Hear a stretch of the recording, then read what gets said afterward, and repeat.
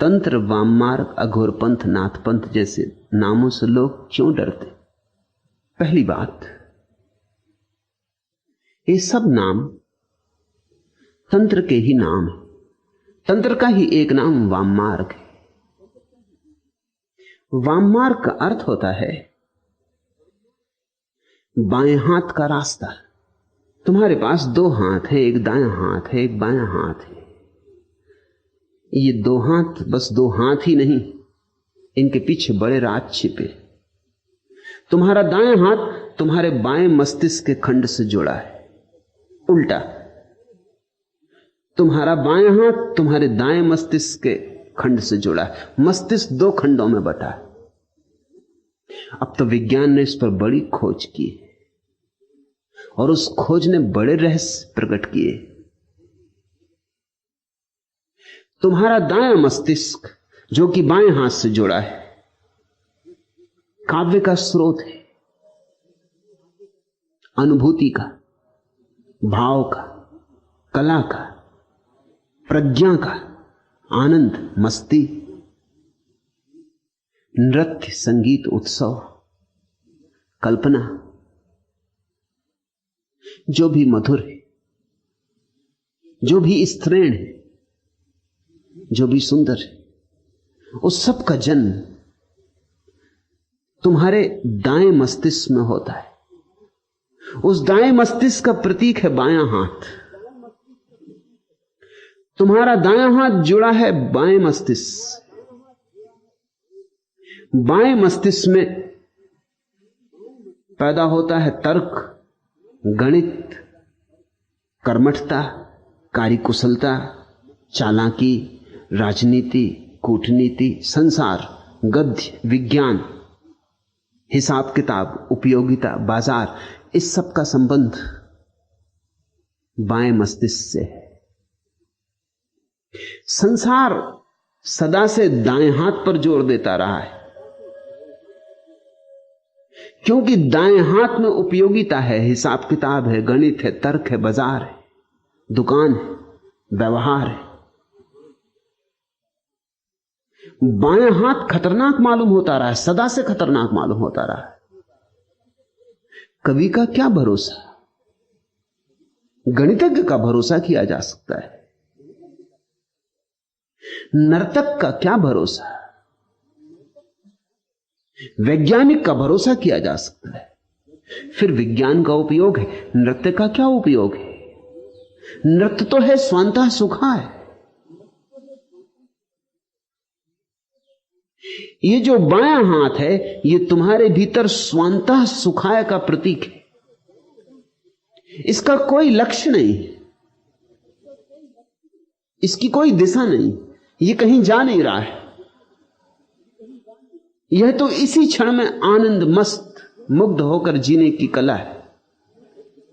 कविता का क्या मूल्य है? न तो पेट भर सकता है, न तन ढक सकता है, न छप्पर बन सकता है। तो कवियों को हमने थोड़ा बहुत सम्मान दिया है एक अनुपात में, जैसे सजावट की तरह, लेकिन गैर जरूरी। एक आध आदमी कवि हो जाए समाज में, हम बर्दाश्त करते, लेकिन हम कवियों की जमात बर्दाश्त नहीं करेंगे, क्योंकि कवि किसी काम का नहीं मालूम पड़ेगा। उसकी उपयोगिता क्या है? किसी ने पिकासो को पूछा कि तुम्हारे चित्रों की उपयोगिता क्या है? उसने अपना सिर पीट लिया। उसने कहा, फूलों से नहीं पूछते कि तुम्हारी उपयोगिता क्या है, और कोयल गीत गाती उससे नहीं पूछते तुम्हारी उपयोगिता क्या है, और आकाश तारों से भर जाता तब नहीं पूछते कि तुम्हारी उपयोगिता क्या है।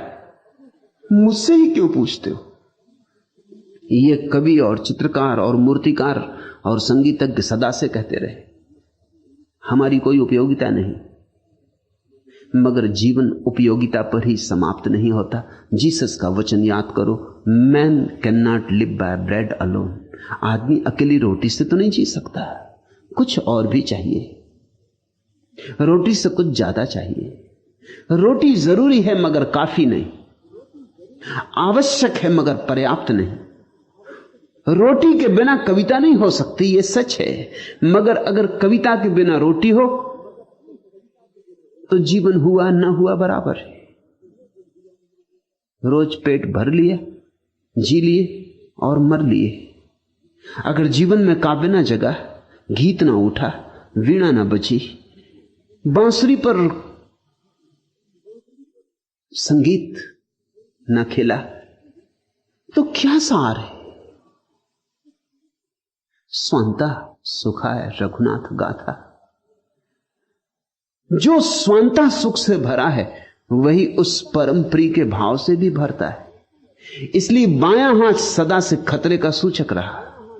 इसलिए जिनसे भी हम डरते हैं उनको हम वाममार्गी कहते, जिनसे हम भयभीत होते हैं उनको हम वाममार्गी कहते।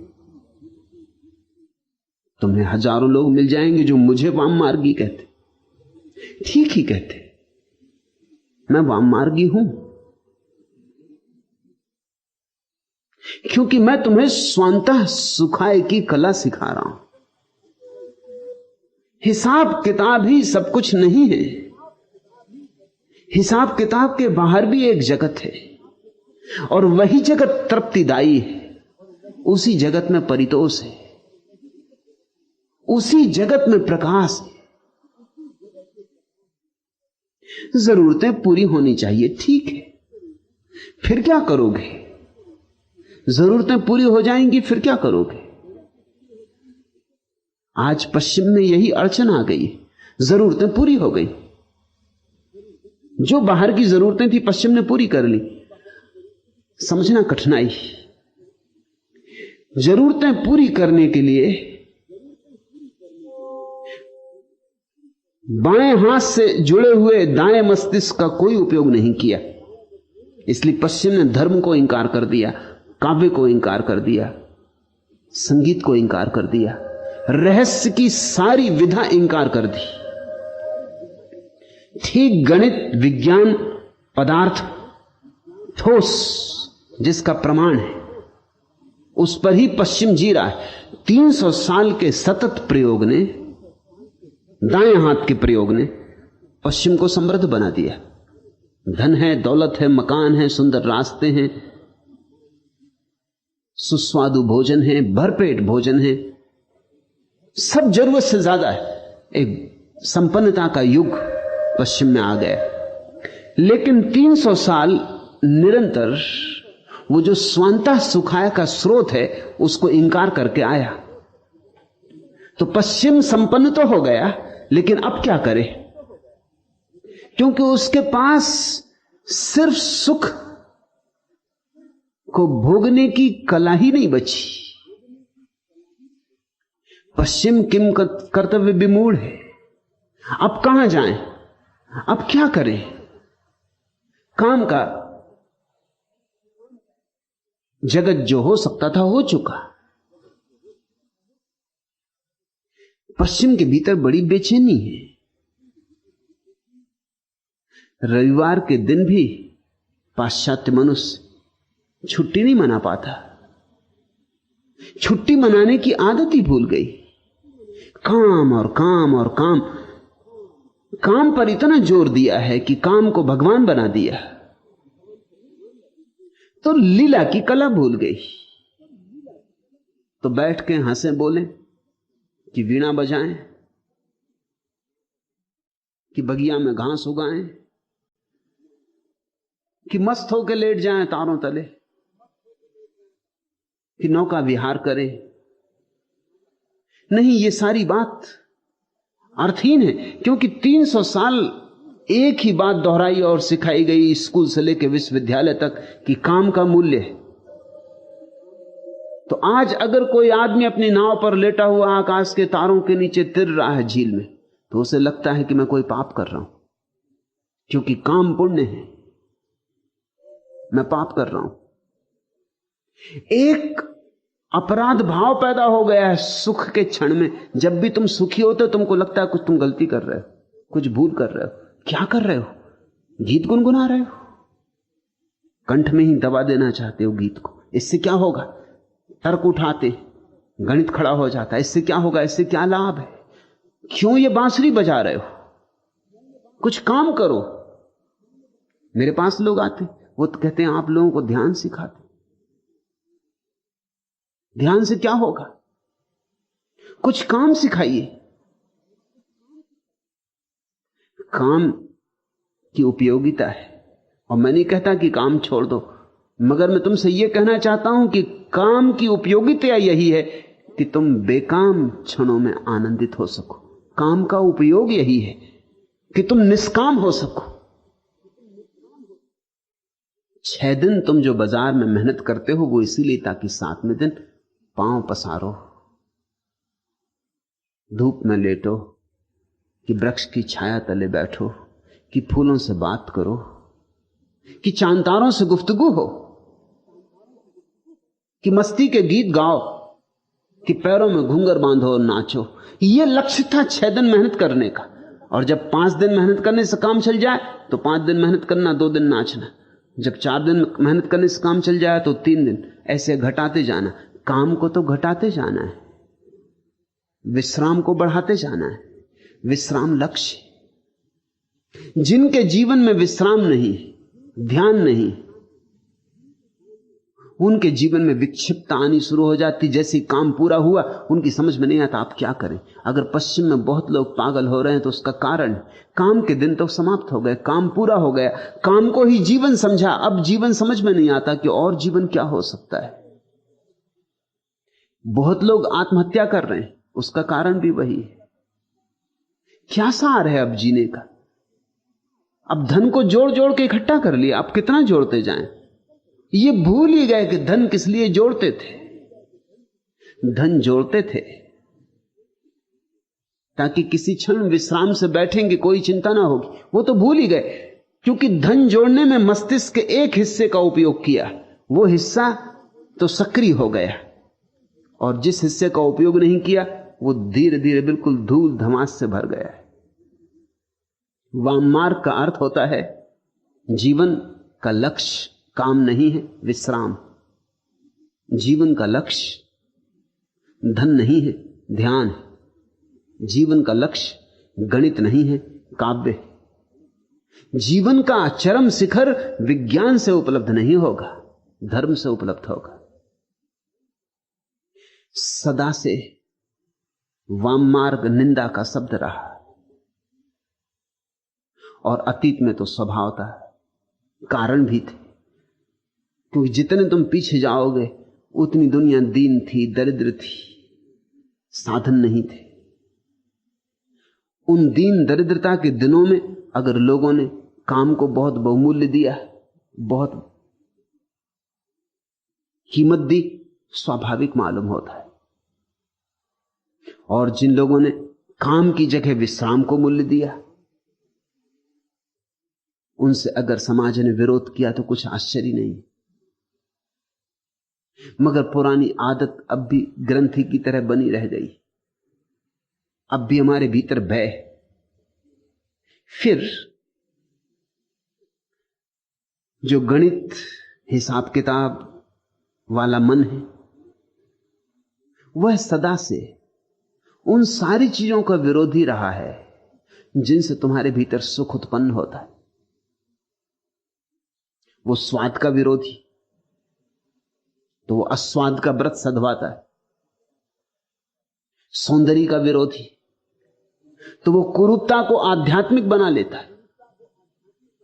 वह स्वास्थ्य का भी विरोधी, क्योंकि स्वास्थ्य भी शारीरिक सुख है।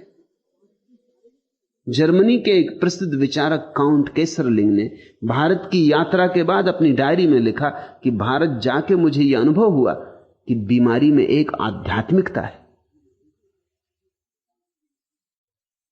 स्वास्थ्य में एक तरह की नास्तिकता है, क्योंकि स्वास्थ्य शरीर का होता है। इसलिए आध्यात्मिक व्यक्ति को स्वास्थ्य का रस नहीं लेना चाहिए, वो तो देह का दुश्मन है।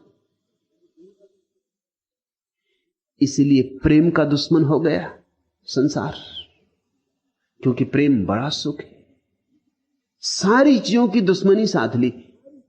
वाम मार्ग ने इसका विपरीत संदेश दिया है। वाम मार्ग कहता है प्रेम प्रार्थना है और प्रेम परमात्मा है, और वाम मार्ग कहता है कुछ भी छोड़ना नहीं, क्योंकि जो भी परमात्मा ने दिया है उसकी उपयोगिता है, उसका उपयोग करो और उसे सीढ़ी बनाओ, उसे परमात्मा की मंदिर की सीढ़ी में रूपांतरित करो। पत्थर मत समझो, मार्ग के अवरोध मत समझो, सीढ़ियां बनाओ, ऊपर उठो। काम वासना की भी सीढ़ी बनाओ, उसका भी विरोध मत करो। वाम मार्ग का अद्भुत संदेश है कि अगर तुम बुद्धिमान हो तो तुम जहर का ऐसा उपयोग करोगे कि वह औषधि हो जाए, अगर तुम बुद्धू हो तो तुम औषधि को भी जहर बना लोगे।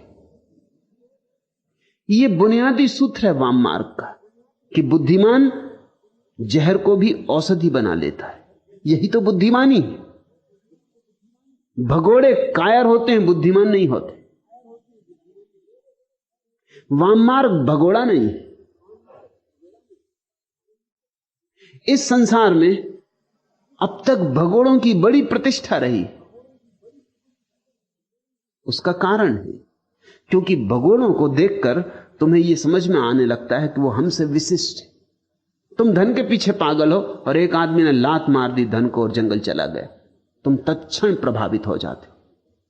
तुम प्रभावित इसलिए हो जाते हो कि मेरा इतना धन में मोह है और इस आदमी में जरूर कुछ गरिमा है, इसने लात मार दी। इसलिए तुम महावीर से ज्यादा प्रभावित होते हो बजाय जनक के। जनक का नाम कुछ ज्यादा सुना नहीं जाता।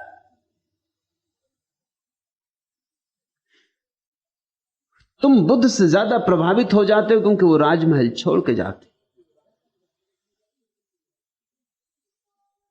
तुम कृष्ण की अगर प्रशंसा भी करते हो तो थोड़े दबे दबे कंठ से, थोड़े डरे डरे, थोड़े भयभीत। अगर लोग कृष्ण की प्रशंसा भी करते हैं तो गीता वाले कृष्ण की करते हैं। पूरे कृष्ण को स्वीकार करने की हिम्मत बहुत कम लोगों की, क्योंकि कृष्ण तो तुम्हारे जैसे ही मालूम पड़ते हैं, बल्कि तुमसे भी आगे बढ़े हुए।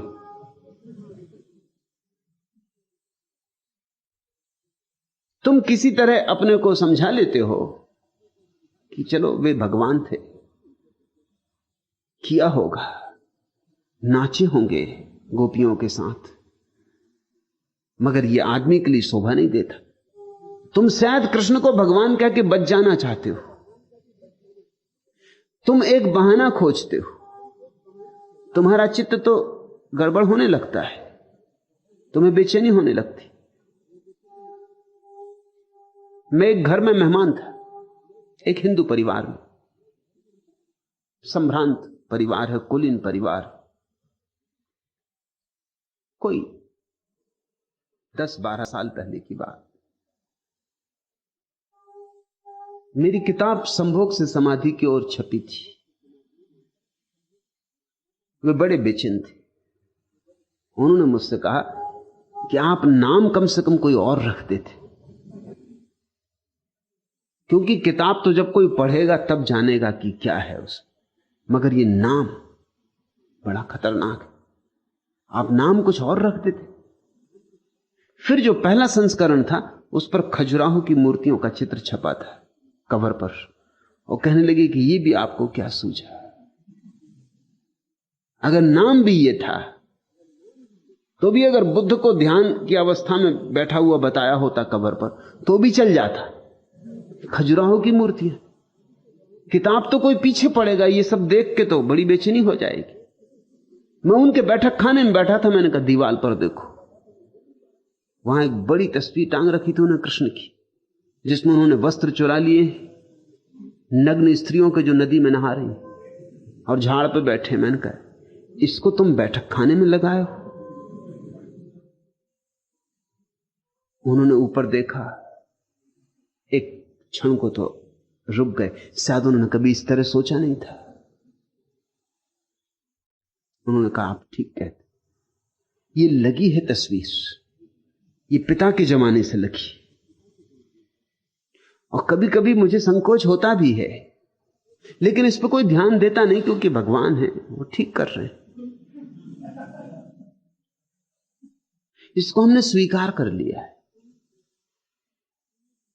मगर दोबारा जब मैं उनके घर गया तस्वीर हट गई थी। मैंने उनसे पूछा क्या हुआ। उन्होंने कहा कि नहीं, जिस दिन से आपने इशारा किया मैं सचेत हो गया फिर मुझे बड़ी बेचैनी होने लगी। फिर मैंने कहा इस तस्वीर को हटा ही देना उचित है, तो तस्वीर हटा दी। तुम्हारा कृष्ण का स्वीकार भी अधूरा अधूरा है। तुम कृष्ण में से बहुत सी बातें काट छांट कर डालना चाहोगे। तुम कृष्ण में संशोधन करने को सदा तत्पर हो।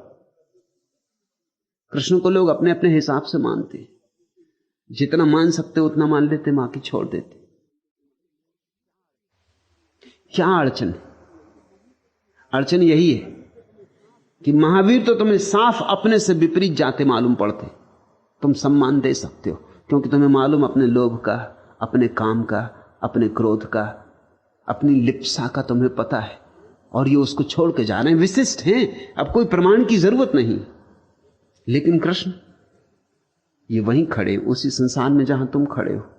कृष्ण को पहचानने के लिए बड़ी गहरी आंख चाहिए। महावीर को पहचानना अंधे के भी बस की बात है, कोई अड़चन नहीं। अंधा भी पहचान लेगा कि ठीक सब छोड़ के चले गए, लेकिन कृष्ण को पहचानने के लिए तो जब तक भीतर की आंख न खुली हो तब तक पहचान मुश्किल है, क्योंकि वो वहीं खड़े। भेद तो कुछ भी नहीं, ऊपर से भेद नहीं है, भीतर से भेद है। तो जब तक भीतर देखने की क्षमता ना हो तब तक तुम कृष्ण को ना समझ पाओगे। कृष्ण वाम मार्गी, इसलिए जैनों ने कृष्ण को नरक में डाला है, अपने पुराणों में नरक में डाल दिया है। वाम मार्गी, और क्या वाम मार्ग होगा? जीवन का सहज स्वीकार, उत्साहपूर्वक स्वीकार, स्वागतपूर्ण स्वीकार, जीवन को उसकी समग्र विधा में जीने की क्षमता, साहस। जीवन में कुछ भी बुरा नहीं। अगर कांटे भी हैं तो फूल की रक्षा के लिए तत्पर। इसलिए जीवन में जो भी है सुंदर है, और अगर किसी चीज का सौंदर्य हमें दिखाई नहीं पड़ा है तो हमारी कहीं भूल चूक हो रही। परमात्मा असुंदर बना कैसे सकता है? परमात्मा ही प्रकट हुआ है सारे रूपों में। काम में भी राम ही छिपा है। इतना साहस बहुत कम लोग जुटा पाते, इतनी दृष्टि भी नहीं होती। इसलिए तरु, तंत्र, वाममार्ग, अघोरपंथ, नाथपंथ जैसे नामों से लोग डरने लगे। इसलिए क्योंकि ये तुम्हारी व्यवस्थित रूढ़ी को छिन्न भिन्न कर देते। ये प्यारे नाम गालियां बन गए। किसी को वाममार्गी लोग कह देते हैं, बस खत्म हो गया मामला।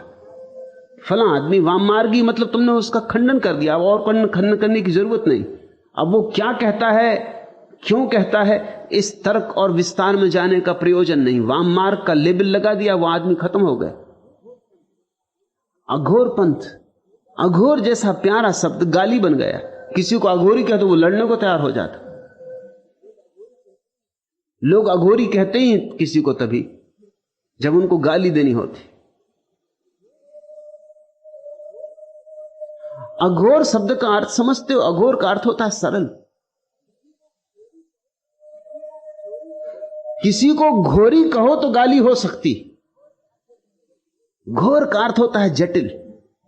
कहते ना घोर घमासान, खूब भयंकर युद्ध हुआ तो उसको कहते हैं घोर घमासान। जटिल, उलझा हुआ तो घोर। अघोर का अर्थ होता है सरल, बच्चे जैसा निर्दोष। लेकिन लोग अघोरी गाली देना चाहते तब कहते हैं, लोग कहते हैं मुरारजी देसाई अघोरी, क्योंकि जीवन जल पीते। अघोरी उनका मतलब यह है कि गाली दे रहे हैं वो।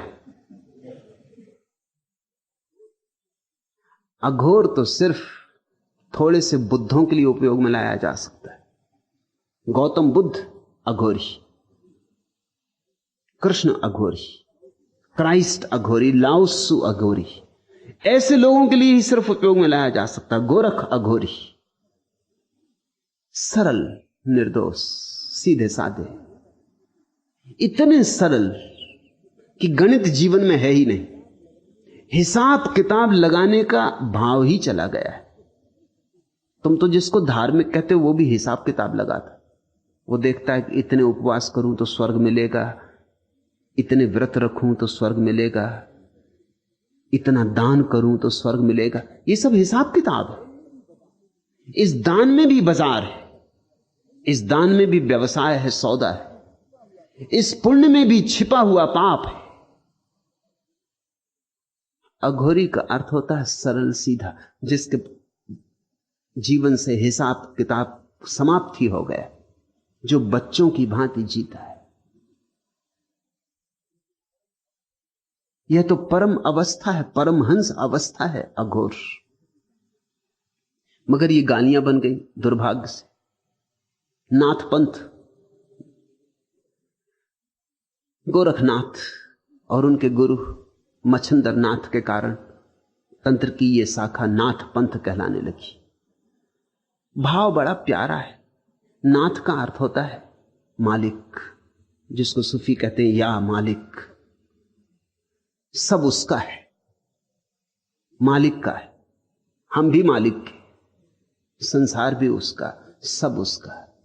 जैसी उसकी मर्जी वैसे जिएंगे, जैसा जिलाएगा वैसे जिएंगे। हम अपनी संकल्प को आरोपित ना करेंगे, हम चेष्टा से न जिएंगे। हम ऐसे बहेंगे जैसे कोई नदी की धार में बह जाए, हम तैरेंगे नहीं। यह भाव है। उस मालिक के रहते हम अपना संकल्प क्यों बीच में लाएं? हमारा संकल्प आया कि अहंकार आया, अहंकार आया कि हम भटके, तो हम तो बिना अहंकार के जिएंगे, उसकी जैसी मर्जी। जैसे सूखा पत्ता हवा में उड़ता, पश्चिम जाए कि पूरब, दक्षिण जाए कि उत्तर, उसे कोई चिंता नहीं, हवा जहां ले जाए। लड़ता नहीं, प्रतिरोध नहीं करता, संघर्ष नहीं करता कि मैं तो पश्चिम जाऊंगा, कि मुझे पूरब नहीं जाना, मुझे क्यों पूरब लिए जा रहे हो। नहीं, पत्ते की क्या मर्जी, ऐसा जो हो जाए तो समझना कि नाथपंथी। ऐसे ही रहे गोरख, इस सहज मर्जी से रहे, इस सरलता से रहे। मगर लोग अहंकार से जीते। इस जगत में अधिकतम लोगों के जीवन की भाषा अहंकार की भाषा है। स्वभावतः इतने सरल लोग उन्हें बर्दाश्त नहीं होंगे। उन्हें तो लगेगा बड़ा खतरा पैदा हो गया। इतनी सरलता से लोग जीने लगेंगे, उनको लगता तो फिर नीति का क्या होगा, अनीति ही अनीति फैल जाएगी, जैसे अभी नीति है। ये बड़े मजे की बातें, लोग इस तरह की बातें करते हैं जैसे कि अभी नीति है फिर अनीति फैल जाएगी। कहां है नीति? कैसी नीति? नीति के नाम पर पाखंड है। थोथे मुखौटे लगाए लोग बैठे, झूठे मुखौटे लगाए लोग बैठे। नीति कहां है? लेकिन लोग समझते हैं कि अगर सब लोग सरल होने लगे, सहज जीने लगे, स्वाभाविक होने लगे और कहा कि जैसी परमात्मा की मर्जी, तो फिर नीति खंडित हो जाएगी। बात उल्टी ही है। लोग संकल्प से जी जी के अनैतिक हो गए। मनुष्य से ज्यादा अनैतिक और कौन है इस पृथ्वी पर? मनुष्य से ज्यादा हिंसक और कौन है इस पृथ्वी पर? मनुष्य से ज्यादा संघातक और कौन है इस पृथ्वी पर? पशु पक्षी कम से कम अपनी जाति के लोगों को मार के नहीं खाते। कोई सिंह सिंह को मार के नहीं खाता, कोई बाज बाज को नहीं हमला करता। आदमी अकेला पशु है इस पूरी पृथ्वी पर जो स्वयं की जाति में ही मार काट करता है, और थोड़ी बहुत नहीं, लाखों की, करोड़ों की। हत्या करने में ऐसा रस और बड़ा मजा है। इसको भी नैतिक जामा पहना दिया जाता है। इसको कहते हैं जिहाद। धर्मयुद्ध हो रहा है, धर्मयुद्ध हो रहा है तो फिर मारो, फिर कोई हर्जा नहीं। जितने मारे उतना ही लाभ है, जितने मारे उतना स्वर्ग निश्चित है। लोग जिहाद कर रहे हैं, धर्मयुद्ध कर रहे हैं सदियों से, एक दूसरे को काट रहे हैं परमात्मा के नाम पर। काटना है उन्हें, नाम कोई भी हो, कभी राजनीति के नाम पे काटते, कभी धर्म के नाम पे काटते, कभी सिद्धांत के नाम पर, कभी शास्त्र के नाम पर। ये सब बहाने, काटना लक्ष्य है, बिना काटे मन नहीं मानता। ये कैसा मनुष्य हमने पैदा किया है, ये कैसा रुग्ण चित्त मनुष्य हमने पैदा किया है। काम वासना से जल रहे हैं लोग, उनके भीतर काम वासना के सिवाय और कुछ भी नहीं भरा है, दबा दबा के बैठ गए। इसलिए जब भी कोई कहता है काम वासना को सहजता से स्वीकार करो, वह भी प्रभु की देन है, तो उनके भीतर बहुत घबराहट हो जाती, क्योंकि वो जानते हैं अगर उन्होंने सहजता से स्वीकार किया तो सब गड़बड़ हो जाए। वो इतना दबा के बैठ गए हैं कि करीब करीब एक ज्वालामुखी उनके नीचे जल रहा है। अब वो सहजता से कैसे स्वीकार करें? ऐसा ही समझो कि कोई आदमी जिंदगी भर उपवास करता रहा है, भूखा मरता रहा है, और तुम उससे कहो कि भाई भूख को सहज स्वीकार करो, जब भूख लगे तो भोजन कर लो, एकदम घबरा जाएगा। वो कहेगा अगर मैंने सहजता से स्वीकार किया तो मैं चौके से कभी बाहर निकलूंगा ही नहीं, क्योंकि मैं जानता हूं अपने को कि 24 घंटे में भोजन की ही सोचता हूं। उपवासी आदमी सोचते ही 24 घंटे भोजन की, तो फिर तो मैं निकल ही ना सकूंगा चौके से, फिर तो मुझे वहीं बैठा रहना पड़ेगा। हालांकि तुम हैरान होगे कि ये क्या कह रहे हो तुम, जो लोग भोजन करते हैं वो चौके में नहीं बैठे रहते 24 घंटे, मगर तुम उस आदमी की बात भी समझो, वो भी बेचारा ठीक कह रहा है। वो 24 घंटे भोजन की ही सोचता है, उपवास करने वाला सोचते ही भोजन की। इसलिए मेरे जैसे व्यक्ति जब जीवन को सरल करने की बात करते हैं तो बड़ी बेचैनी फैल जाती, बड़ी घबराहट फैल जाती। यहां दमित प्रकार के लोग कभी कभी आ जाते, उनको बहुत घबराहट हो जाती, क्योंकि वो जानते अगर मैं जो कह रहा हूं वह ठीक है तो उनके भीतर दबे हुए रोग एकदम से प्रकट हो जाएंगे, जिंदगी भर दबाए रोग एकदम से प्रकट हो जाएंगे, वो विक्षिप्त हो जाएंगे, वो नहीं बर्दाश्त कर सकेंगे। इस घबराहट से बचने के लिए वो मेरे विपरीत हो जाते, मेरे विरोधी हो जाते। मेरे विरोधी होने में कारण मैं जो कह रहा हूं उसका सत्य इतना खतरनाक उन्हें मालूम होता है। खतरनाक इसलिए नहीं मालूम होता कि सत्य खतरनाक है, खतरनाक इसलिए मालूम होता है कि अब तक वे इतने असत्य में जिए, और अब उस असत्य को छोड़ने में बड़ी मुश्किल मालूम होती, और वो छूटेगा तो जीवन भर का जो बांध था वो टूट जाएगा। उनके जीवन में संयम नहीं है, संयम का सिर्फ थोथा आग्रह। जो आदमी वस्तुतः संयमी, जिसने वस्तुतः जागृत होकर सम्यक रूपेण अपनी काम वासना का अतिक्रमण किया है, उसे कुछ भी अंतर न पड़ेगा, उसे मेरी बात में जरा भी कुछ विरोध ना दिखाई पड़ेगा। जिसको मेरी बात में विरोध दिखाई पड़ता है वो केवल खबर दे रहा है अपने रुग्ण चित्त की, मगर वो सोचता है कि वो मेरे खिलाफ कुछ कह रहा है। फ्रायड के खिलाफ बड़ा प्रचार हुआ सारी दुनिया में, लेकिन फ्रायड जीवन के सीधे साधे सत्यों की बात कर रहा था। फ्रायड वाममार्गी, फ्रायड ने दबाए हुए मनोवेगों को पुनः गतिमान करो इसका संदेश दिया। सारी दुनिया में विरोध हुआ, सारे धर्मों ने विरोध किया। विरोध इसलिए किया कि तुम्हारे नीचे की जमीन खिसक गई, तुम सब गलत हो जाओगे अगर फ्रायड सही।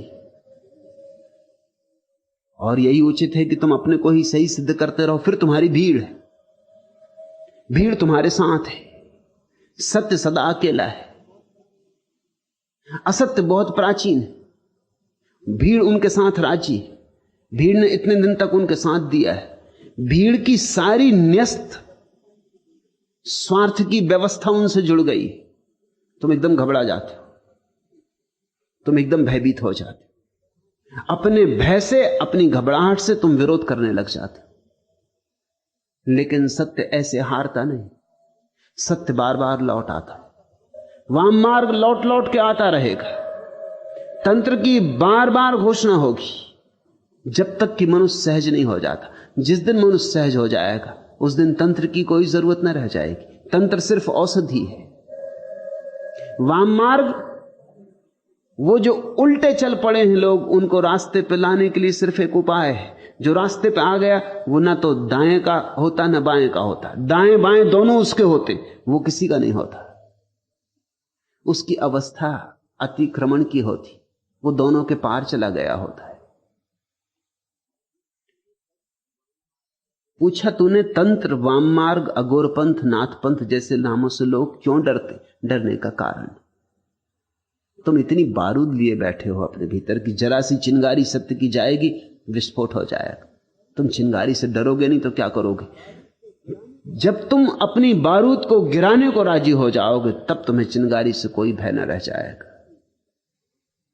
तुम डरते उसी बात से हो जिस बात से तुम्हारे भीतर बेचैनी पैदा होती, और सत्य बड़ा बेचैन करता है। अगर असत्य के साथ आग्रह पूर्वक संबंध बना लिए हो, अगर असत्य के साथ भांवर डाल ली है, तो सत्य बहुत बेचैन करता है। मुल्ला नसरुद्दीन की शादी हुई तो जैसा मुसलमानों में रिवाज, सुहागरात पत्नी ने मुल्ला के सामने अपना घूंघट उठाया, बुर्का उठाया। मुल्ला ने पहले दफे पत्नी देखी, पहले तो देखी नहीं थी, एकदम निराश होकर रह गया। इससे ज्यादा बदशक्ल स्त्री उसने जीवन में देखी नहीं थी। रिवाज के अनुसार पत्नी ने पूछा कि मैं किस किस के सामने बुर्का उघाड़ सकती हूं? तो मुल्ला ने कहा, तू किसी के सामने उघाड़, बस मेरे सामने मत उघाड़। दुनिया भर के सामने उघाड़, तो जिसके सामने उघाड़ना हो उघाड़, मेरे सामने भर मत उघाड़। अब ये बुर्का पड़ा ही रहे तो अच्छा। ये जो कुरूपता है, इससे घबराहट पैदा होती। तुम अपने पर बुर्का डाल ले हो, तुम उघाड़ते नहीं। जो भी तुम्हारे बुर्के उघाड़ देता है, तुम्हारी गंदगी दिखा देता है, उससे ही तुम नाराज हो जाते हो। जो भी तुम्हारे भीतर का कूड़ा करकट दिखा देता है, उससे ही तुम नाराज हो जाते हो। और सदगुरु को दिखाना ही होगा तुम्हारे भीतर का कूड़ा करकट, क्योंकि देखोगे नहीं तो उससे मुक्त कैसे होगे? तुम्हारे भीतर की व्यर्थता जो तुम संग्रहित करके बैठे हो, जिसकी छाती पे सवार हो, अगर उससे तुम्हारा छुटकारा ना होगा तो तुम उसी में डूबोगे, उसी में डूबोगे। वही तुम्हें डुबाने का कारण हो जाए। तुमने छाती पे पत्थर बांध रखे, उन पत्थरों को हटाना ही होगा। हालांकि तुम सोचते हो वो पारस पत्थर है, वही तुम्हें डुबा रहे हैं। जब भी सत्य की नवीन उद्घोषणा होती है तो असत्य ने जो इतने जाल फैला रखे, सब तरफ बेचैनी की लहर हो जाती। सत्य की गर्दन काट दो, सत्य को जहर पिला दो, सत्य की वाणी बंद कर दो, इसकी सब तरह की चेष्टाएं शुरू हो जाती। और इसमें नाराज होने की कोई बात नहीं, यह बिल्कुल स्वाभाविक है। करुणा की ही बात है, दया की ही बात है। बुद्ध ने अपने शिष्यों को कहा था कि तुम जिन लोगों को समझाने जाओगे वही तुम्हें मारेंगे। तुम अनुकंपा से सत्य देने जाओगे, वही तुम पर पत्थर फेंकेंगे। तो नाराज मत होना, उनकी भी मजबूरी है। वे भी क्या करें? सदियों सदियों तक उन्होंने जो सत्य माना था, तुम उसे तोड़ने आ गए। तुम उनका भवन हिलाने लगे, इसी भवन को उन्होंने अपनी सुरक्षा समझा था, तुम उनकी दीवारें गिराने लगे। तुम उनके बुर्के उठा के उनकी कुरूपता दिखाने लगे, वो नाराज होंगे। एक शिष्य जाता था पूर्ण यात्रा पर बुद्ध का संदेश लेकर। बुद्ध ने पूछा, तू कहां जाएगा? बिहार का एक हिस्सा था सूखा। उसने कहा कि सूखा अब तक कोई भिक्षु नहीं गया, मैं वहां जाऊंगा। बुद्ध ने कहा, वहां तू न जा तो अच्छा, उस इलाके के लोग बड़े खतरनाक हैं, इसलिए अब तक कोई भिक्षु वहां गया नहीं। वे तुझे गालियां देंगे, तो तुझे क्या होगा? तो पूर्ण ने कहा, वो मुझे गालियां देंगे तो मैं अपने को धन्यभागी समझूंगा कि सिर्फ गालियां देते हैं, मारते नहीं। बुद्ध ने कहा, और अगर उन्होंने तुझे मारा फिर तुझे क्या होगा पूर्ण? तो पूर्ण ने कहा कि मैं धन्यभागी समझूंगा अपने को कि मारते ही हैं, मार नहीं डालते। बुद्ध ने कहा, एक सवाल और, अगर वो मार ही डालें तो मरते मरते तुझे क्या होगा? तो पूर्ण ने कहा कि और क्या होगा, यही कि कितने भले लोग हैं कि उस देह से छुटकारा दिला दिया जिस देह में रहता तो शायद कोई भूल चूक हो जाती, अब भूल चूक ना हो सकेगी।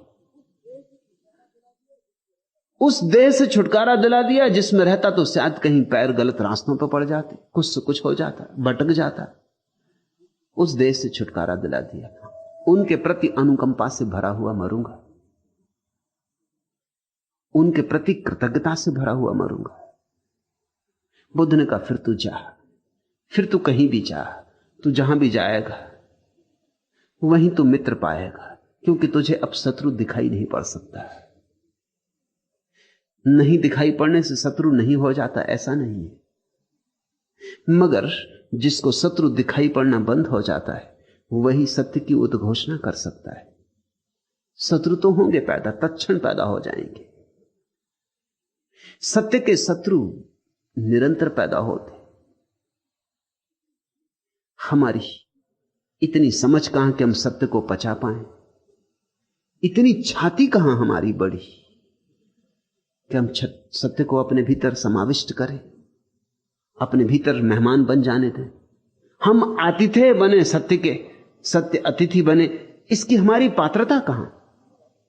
इसलिए निरंतर यह होता रहा, निंदा होती रही, उपेक्षा होती रही, मगर सत्य अपनी उद्घोषणा बार बार करता रहा। और मैं तुमसे कहता हूं कि सत्य आता है मस्तिष्क के दाएं हिस्से से जो बाएं हाथ से जुड़ा है। हिसाब किताब आता है मस्तिष्क के बाएं हिस्से से जो दाएं हाथ से जुड़ा है।